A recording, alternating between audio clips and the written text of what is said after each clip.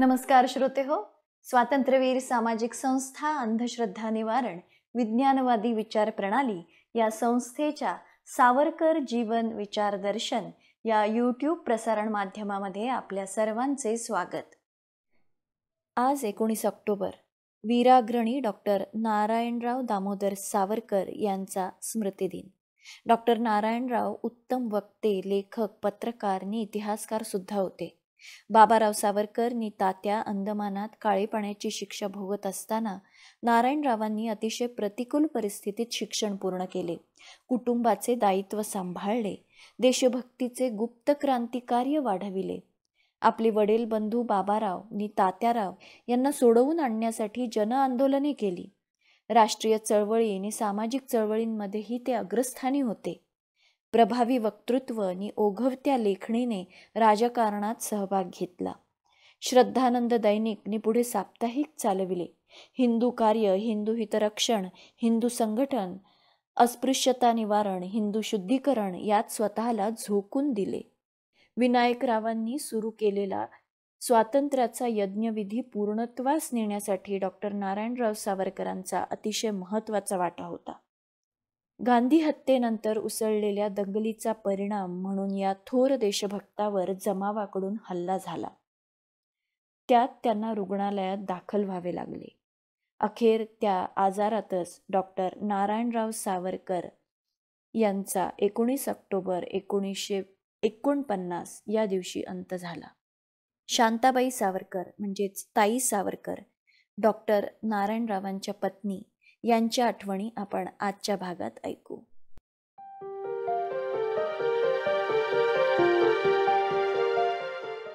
सावरकर कुटुंबात यांची भूमिका लक्ष्मणासारखी. असं निरपेक्ष बंधुप्रेम क्वचितच आढळतं. त्यांनी आपल्या दोघाही भावांच्या सेवेसाठी खूप खूप सोसलं. सेवा आणि सहनशीलता ही यांची कवचकुंडलं. सावरकर बंधूंच्या कार्याचं क्षेत्र समाजानं दिलं. तात्यांना ओंजळ भरभरून दिलं, बाबांनाही दिलं. यांना दिलं नाही असं मी म्हणणार नाही. यांनी अपेक्षा धरली नाही. तात्यांचं एकच सांगणं असायचं, यश अपयश या बाबी आपल्या हाती असतातच असं नाही. कृती करणं, नोंदी करणं तेवढंच आपल्या हाती असतं. यांच्या संदर्भात आज मी तेच करणार आहे. यांच्यावर अगदी लहान वयात सर्व कुटुंबाच्या संसाराचं उत्तरदायित्व पडलं.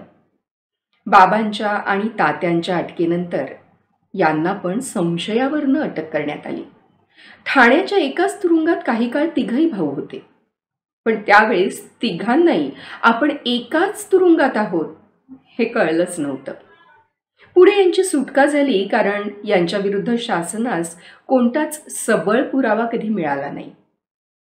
पण सावरकर म्हणून यांच्यावर शासनाचा दात अखेरपर्यंत होता. तुरुंगातून सुटल्यावर बाबा तात्यांच्या सुटकेचे प्रयत्न करणं, सगळ्या सावरकर कुटुंबाच्या खर्चाची व्यवस्था पाहणं, ही कामं 1937 पर्यंत म्हणजे तात्यांची रत्नागिरीहून निर्बंध मुक्तता होईपर्यंत यांना करणं भागच होतं. कुटुंबाच्या खर्चासाठी कुणाचीही मदत घेणं यांना मान्य नव्हतं. पण सार्वजनिक कार्याची आवड तेवढीच तीव्र होती. त्यामुळेच केवळ कौटुंबिक खर्च चालवण्यापुरतं उत्पन्नाचं साधन म्हणून यांनी दंत रुग्णालय सुरू केलं. त्याचं उत्पन्न कुटुंबासाठी वापरलं. पण रुग्णालय केवळ आवश्यक उत्पन्नापुरतंच चालवलं. एरवी त्या रुग्णालयाचा उपयोग सार्वजनिक कार्यकर्त्यांचं आधारस्थान असाच व्हायचा. लोकमान्य टिळकांच्या हयातीत मुंबईतील टिळकांचे सगळे कार्यक्रम यशस्वी करण्यासाठी हे झटत. काँग्रेसच्या अधिवेशनांना नियमित हजर राहत. राजकीय प्रचारासाठी त्यांचे दौरेही मधून चालत. या कार्यामुळे त्यांना मुंबईतील सार्वजनिक जीवनात महत्त्वाचं स्थान प्राप्त झालं होतं. काही काळ तर हे नगरपालिकेचे सन्माननीय सभासदही होते. लोकमान्यांच्या मृत्यूनंतर त्यांच्या देहावर चौपाटीवर ज्या भागी संस्कार करण्यात आले त्या जागेवर कोणतंही स्मारक उभारण्यास अनुज्ञा मिळणार नाही अशी अट इंग्रज सरकारनं घातली होती. पण त्या जागेचं पावित्र्य कायम टिकवायचंच असा मुंबईतील काही टिळक भक्तांनी निश्चय केला. त्या जागी चिताभस्म दूर केल्यापासून नियमानं रेतीची पिंड रोज संध्याकाळी उभारली जाईल. उदबत्त्या लावून पुष्पांजली अर्पण करण्यात येईल. एक गृहस्थ तिथं येऊन तासभर टिळकांचं गुणगान करीत, अगदी रोज. असं करता करता पुढे मुंबई महानगरपालिकेनं त्या जागेला एक लोखंडी कठडा बसवला. अखेर 1930 मध्ये त्याच ठिकाणी लोकमान्यांचा पुतळा उभा करण्यात आला. या सर्व कार्यात हे अग्रभागी होते. एकदा एक मिशनरी चौपाटीवर रोज व्याख्याने देऊ लागला. त्या व्याख्यानात ख्रिश्चन धर्माची स्तुती आणि हिंदू धर्माची निंदा केली जाईल. यांना हे कळल्याबरोबर हे आपले सहकारी डॉक्टर वेलकर, सुरतकर अशा अनेकांना घेऊन त्या व्याख्यानाला एक दिवस हजर राहिले. त्या मिशनऱ्यानं हिंदू धर्माची निंदा सुरू केल्याबरोबर यांनी त्याला असं काही खडसावलं की त्या धर्मप्रसारकानं पुनश्च चौपाटीवर व्याख्यान दिलंच नाही. यांच्या कार्याला वेग येणारी घटना 1928 साली घडली. स्वामी श्रद्धानंदांनी हजारो मलकानी राजपुतांना इस्लाम धर्मातून परत हिंदू धर्मात दाखल केलेलं पाहून एका मुसलमान माथेफिरूनं स्वामी श्रद्धानंदांचा त्यांच्या घरी जाऊन विश्वासघातानं खून केला. सर्व देशभर संतापाची लाट उसळली. त्यावेळी स्वामीजींचं योग्य स्मारक व्हावं आणि त्यांचं कार्य अखंड सुरू राहावं म्हणून यांनी स्वतःच्या संपादनाखाली श्रद्धानंद नावाचं एक वृत्तपत्र सुरू केलं. परंतु स्वामीजींचं खरं स्मारक हे त्यांचं कार्य चालू ठेवण्यातच होणार आहे असं यांना वाटलं. म्हणून मग इतरांच्या मदतीनं श्रद्धानंद अनाथालय, महिलाश्रम याची स्थापना करण्यात आली. मुंबईत हिंदूंनी स्थापन केलेली अशा तऱ्हेची ही पहिलीच संस्था.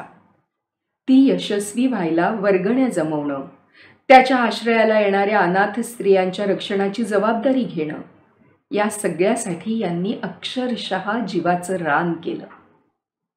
त्या आश्रमाच्या सुरुवातीच्या काळात कित्येक वेळा यांना धड जेवायलाही फुरसत मिळत नसे. नवीन संस्था काढून ती यशस्वीपणे चालवणं, ती सुद्धा शासनाची अवकृपा असलेल्या लोकांनी चालवणं, अशी ती तारेवरची कसरत होती. यांनी ती संस्था नावारूपाला येईपर्यंत तिच्यासाठी खूप कष्ट घेतले. या कार्यात डॉक्टर उदगावकर, काकासाहेब नवरे, बॅरिस्टर जयकर अशा अनेक थोर माणसांचं कार्य मिळालं. शेवटी संस्थेचा प्रत्यक्ष कार्याचा सर्व भार काकासाहेब नवरे आणि डॉक्टर उदगावकर या जोडीनं घेतला. आता प्रत्यक्षात श्रद्धानंद अनाथ महिलाश्रम माटुंगा या संस्थेत कुठेही डॉक्टर सावरकरांच्या नावाचा उल्लेख नाही. त्यानंतर काही वर्षांनी मसुराश्रमाचे संचालक विनायक महाराज मसूरकर यांनी गोव्यातील गावडे लोकांच्या समाजाच्या शुद्धीकरणाची प्रचंड मोठी मोहीम हाती घेतली. त्याचबरोबर त्यांना मदत करण्यासाठी यांनी आपलं सर्वस्व पणाला लावलं. राष्ट्रीय स्वयंसेवक संघाचे संस्थापक डॉक्टर हेडगेवार यांच्याशी यांचा जिव्हाळ्याचा संबंध होता. त्यामुळे राष्ट्रीय स्वयंसेवक संघाच्या मुंबईतील प्रचाराची धुरा यांनी सांभाळली. या सर्व कार्यांच्या भरीला अधूनमधून यांच्यावर सरकारी रोष होऊन त्यांना तात्पुरता बंदिवासही घडतच होता. मुंबईत 1929 मध्ये हिंदू मुसलमानांचा दंगा सुरू झाला. त्या काळात मुसलमान वस्तीत अडकून पडलेल्या हिंदू बांधवांना हिंदू वस्तीत आणणं आणि दंगा संपेपर्यंत त्यांच्या पोषणाची व्यवस्था करणं ही कामंही सुरूच होती. या कार्यात त्यांना शेठ लक्ष्मीकांतरावजी आणि शेठ लालजी नारायणजी या धनिकांची बरीच मदत झाली. असाच दंगा पुन्हा 1939 साली झाला. पुढे अनेकदा झाला. त्या प्रत्येक वेळी यांनी हिंदू समाजाचं संरक्षणाचं दायित्व पत्करलं. त्यात त्यांना अनंत श्रम पडत. कष्ट होत आणि कितीतरी वेळा जीवाला धोका होण्याचीही भीती असे, पण त्याची पर्वा यांनी कधीच केली नाही. त्या काळात आम्ही खारला राहत असू. सांसारिक आणि सार्वजनिक कार्यांचा खर्च वाढतच चालला होता. रुग्णालयाचं उत्पन्न पुरेनासं झालं. शेवटी घर विकावं लागलं. पुढे आम्ही सावरकर सदनमध्ये तळमजल्यावर काही दिवस राहिलो. त्यावेळचीच ही हकीकत. हे एकदा बरेच आजारी पडले. यांच्या पित्ताशयाची शस्त्रक्रिया करायची होती. Doctor Kshirsagar, doctor Tilak, doctor Kaikini रोज यांना तपासायला येत. सगळे डॉक्टर झाले की सद्य परिस्थितीबद्दल त्यांच्या गप्पा चालत. यांचं देशहितावरचं लक्ष आजारातही काही कमी झालेलं नव्हतं. मला यांची काळजी वाटायची. डॉक्टर कैकिणी मला म्हणत, डॉक्टरांच्या या शत्रूचा पूर्ण नायनाट करू, शस्त्रक्रिया व्यवस्थित होईल, अजिबात घाबरू नका ताई. त्याप्रमाणे शस्त्रक्रिया यशस्वी झाली. या दुखण्यात यांना वाटलं आपला मृत्यू जवळ आलाय. मला हे म्हणाले, आता माझा काही भरोसा नाही. वेळ आली तर उपयोगी पडावे म्हणून उशीखाली 500 रुपये ठेवलेत आणि ही रिकामी इंजेक्शनची बाटली. हा रुग्णालयातला ग्लास माझी आठवण म्हणून, एवढेच. वेळोवेळी सहकार्य दिलंस, वेळेला अंगावरचं सोनं सुद्धा दिलंस. म्हणूनच आपल्या सावरकर कुटुंबासाठी आणि देशहितासाठी पैसा मी मिळवला, निरपेक्षतेनं खर्च केला. पण अखेर मुलांसाठी काहीच करू शकलो नाही. मी त्यांना म्हटलं, असं भलतसलत बोलू नका हो. तुम्ही बरे झालात ना की त्यातच सर्व मिळालं मला. हवा पालटायला जायचंय ना आपल्याला, चांगले बरे व्हाल तुम्ही. तीर्थरूप बाबांच्या निधनानंतर 1946 मध्ये आम्ही पाटीलवाडीतल्या घरात राहायला आलो. गांधीवधानंतर दुसऱ्या दिवशी या घरावर हल्ला झाला. आरडाओरडीचा हैदोस घालीत अनेक गुंड घरावर धक्के मारून घर जाळायच्या धमक्या देऊ लागले. त्यावेळी हे आजारी होते. त्यांना मी म्हटलं, तुम्ही घरातच कुठेतरी लपून बसा, दार उघडायला जाऊ नका. मी मिसळण्याच्या डब्यातून तिखट घेऊन आले, त्यात रांगोळी मिसळली आणि त्याच्या पुड्या करून श्रीहर्ष, चपा, नीमा यांच्या हातात देत म्हटलं, तिखटाच्या पुड्या आहेत या. बाहेरचे लोक मारायला आले की त्यांच्या डोळ्यात फेका. माझ्या कानावर वार्ता आली होती की तात्यांच्या विश्वासला गुंडांनी वरून खाली फेकलं. मला अधिकच काळजी वाटू लागली, कारण काही वेळापूर्वीच आम्ही अशोक, विक्रमला तात्यांच्या घराकडे पाठवलं होतं.